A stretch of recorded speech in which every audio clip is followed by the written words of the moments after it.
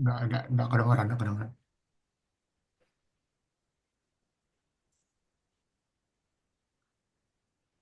Jadi em, moderator udah tahu kan?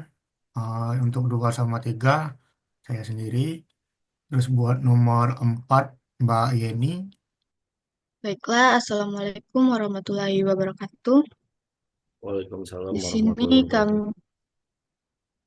di sini kami dari kelompok 14 akan mempresentasikan tugas satu, yaitu studi kasus regresi linear dan logistik mata kuliah Deep Learning. Di sini kelompok 14 terdiri dari Ilyas Andika, Reni Purnamasari, yaitu saya sendiri sebagai moderator, lalu ada Mas Teguh Yuwono, lalu ada Mas Imam Heru Susanto, dan Mbak Yeni Rastika. Ya, lanjut. Diserahkan. Lanjut ke ini. Untuk selanjutnya yaitu tentang dataset linear dan kode pemrograman linear diteruskan pada Mas Ilyas Andika. Kepada Mas Ilyas Andika dipersilahkan. Oke, terima kasih Mbak Triani. Yang pertama itu untuk dataset studi kasus regresi linear. Untuk judul yang kami ambil yaitu prediksi harga rumah berdasarkan luas atau area.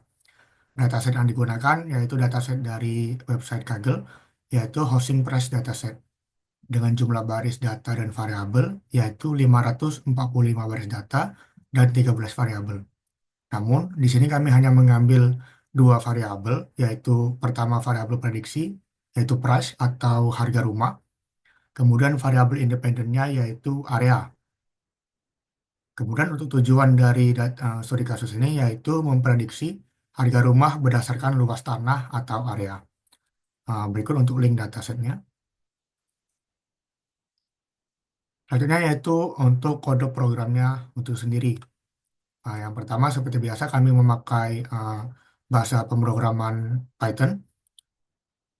Untuk langkah pertama yaitu kita import beberapa modul yang digunakan seperti uh, Mat- Matplotlib untuk menggunakan ticker dan plotnya, kemudian Panda untuk machine learning seperti biasa, seperti untuk read CCV, kemudian untuk sklearn yaitu untuk menggunakan uh, untuk data training, dan Matplotlib untuk visualisasi uh, plotnya. Nah, yang pertama itu untuk input modul, kedua itu kita load dataset menggunakan Pandas atau PD dengan function read CSV. Nama CSV-nya itu sendiri yaitu housing.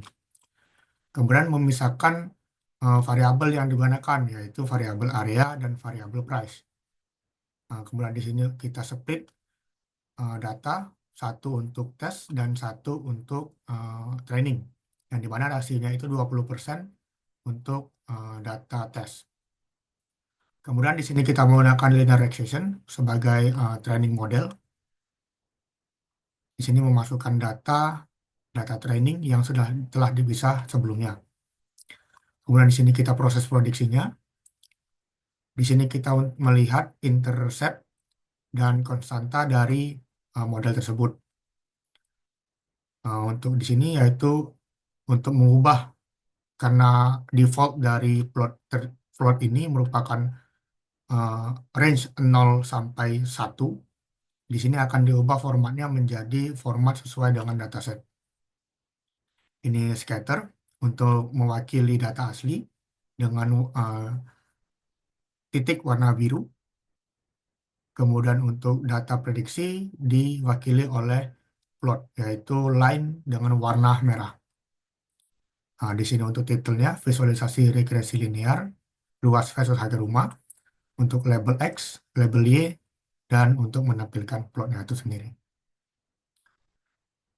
Baik, untuk selanjutnya saya serahkan kembali ke moderator.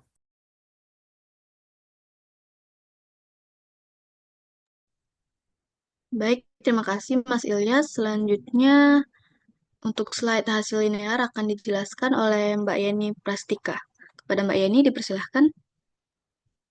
Hmm, Baik, langsung saja untuk hasil studi dari kasus regresi linear dari kode yang sebelumnya, yaitu prediksi dengan luas area 8.000 meter dengan harga aktual yaitu 6.020.000. Dan kesalahan prediksi hitung yaitu 6.020.000 sekian min 5.900 sekian menghasilkan 41.183.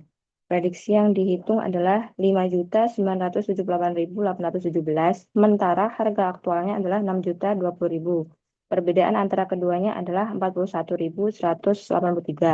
Ini menunjukkan bahwa model prediksi memiliki kesalahan sebesar 41.183 atau sebesar 0,68%. Berdasarkan data yang diberikan, dapat disimpulkan bahwa model prediksi memberikan hasil yang cukup akurat dengan kesalahan yang relatif kecil, yaitu 0,68% dibandingkan dengan harga aktual. Hal ini menunjukkan bahwa model dapat diandalkan untuk prediksi harga berdasarkan luas area yang diberikan. Berikut untuk visualisasinya. Baik, boleh dilanjut oleh Kak Triani. Saya kembalikan ke moderator. Baik, terima kasih Mbak Yani. Selanjutnya akan diteruskan kepada untuk slide dataset logistik dan kode pemrograman logistik dilanjutkan oleh Mas Teguh. Pada Mas Teguh dipersilahkan. Terima kasih Mbak Triani. Ya langsung saja ya. Di sini saya akan menjelaskan tentang regresi logistik ya. Studi kasus regresi logistik itu dengan judul prediksi kemungkinan terkena serangan jantung berdasarkan jumlah rokok perharinya. Nah, kemudian di sini rokok dataset ya. Dan ini dataset ini kita buat sendiri. Kemudian di sini jumlah baris data dan variabelnya yaitu 29 baris dan kita mengambil dua variabel. Variabel prediksi serangan jantung, kemudian variabel independennya adalah jumlah rokok per hari. Nah, di sini tujuannya adalah untuk memprediksi kemungkinan terkena serangan jantung berdasarkan jumlah rokok per hari. Nah, ini sumber datasetnya kita buat sendiri tadi ya, yang sudah saya jelaskan ya. Lanjut. Nah, baik, di sini akan sama tadi sudah saya seperti sudah dijelaskan sama oleh Mas Ilyas. Kita di sini menggunakan Python ya. Nah, di sini kita import modul. Dan di sini sama ada menggunakan Pandas, kemudian Matplotlib, Pilot, kemudian datasetnya Rokok CSV untuk datasetnya, kemudian kita pisahkan variabel ya, jumlah rokok per hari, kemudian serangan jantung, kemudian kita split dan data trennya ya, kemudian di sini melakukan proses prediksi, kemudian melihat akurasinya, di sini skornya akurasi, kemudian untuk visualisasi hasilnya sama seperti yang tadi sudah dijelaskan sama Mas Ilyas, yaitu di sini menggunakan untuk scatternya yaitu dengan berwarna merah ya, untuk data aktualnya. Kemudian di title-nya yaitu prediksi serangan jantung berdasarkan jumlah rokok per hari. Kemudian ada label, grid, dan show. Mungkin demikian penjelasan dari saya. Saya kembalikan ke moderator.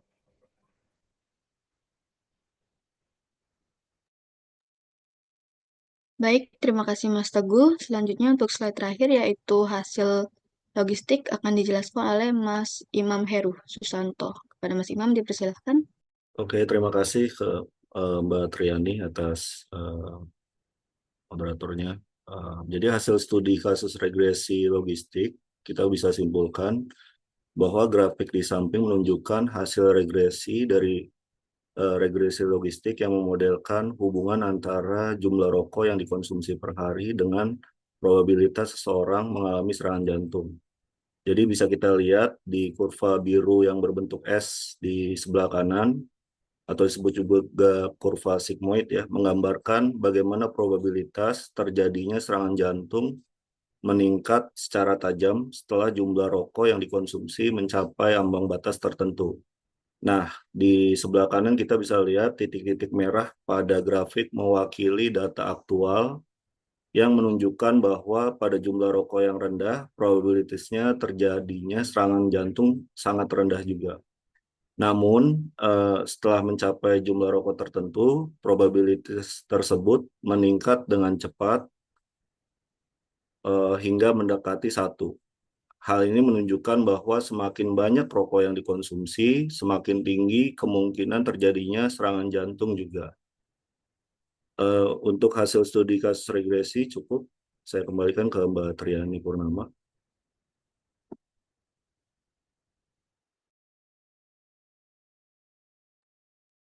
Baik, terima kasih rekan-rekan atas penjelasannya.